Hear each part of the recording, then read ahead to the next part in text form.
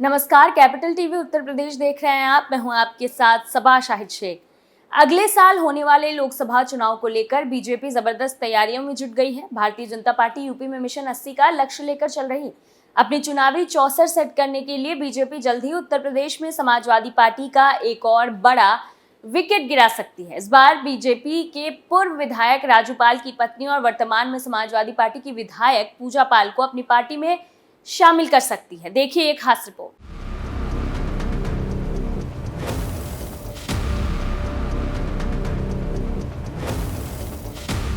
पूजा पाल BJP में शामिल होने से पहले अपने पद से इस्तीफा देगी। बीजेपी पूजा पाल को भविष्य में मंत्री पद या फिर सांसद के टिकट जैसी अहम जिम्मेदारी भी दे सकती है।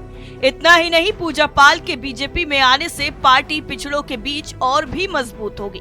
बीजेपी इन दिनों लगातार समाजवादी पार्टी के बड़े विकेट गिरा रही है। इससे पहले बीजेपी ने पूर्व विधायक दारा सिंह को एक बार फिर अपनी पार्टी में शामिल कर लिया था।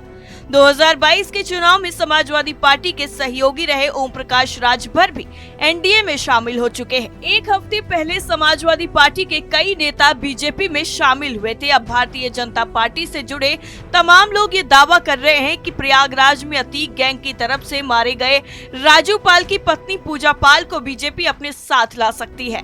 फिलहाल पूजा पाल समाजवादी पार्टी में है।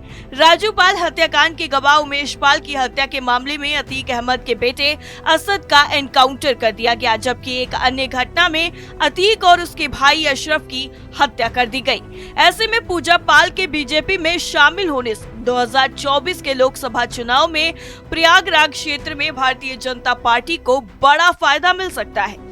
साथ ही वो इस क्षेत्र में पार्टी के लिए काफी अहम सीट होने वाली है। ऐसा दावा किया जा रहा है कि मुमकिन है कि पार्टी पूजा पाल को सराथू या फिर प्रयागराज सीट से उम्मीदवार बना सकती है। साथ ही पूजा पाल को अगले हफ्ते तक बीजेपी में आने की भी उम्मीद है।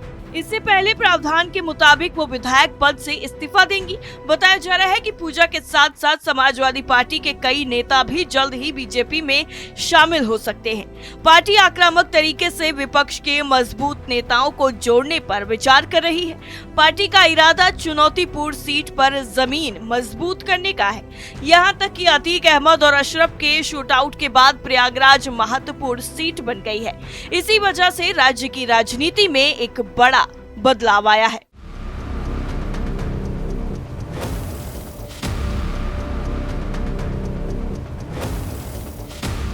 इसी महीने समाजवादी पार्टी के विधायक दारा सिंह चौहान ने सपा से इस्तीफा देकर बीजेपी का दामन थाम लिया था। मऊ के घोसी से विधायक दारा सिंह ने अपना इस्तीफा विधानसभा अध्यक्ष सतीश महाना को भेजा था।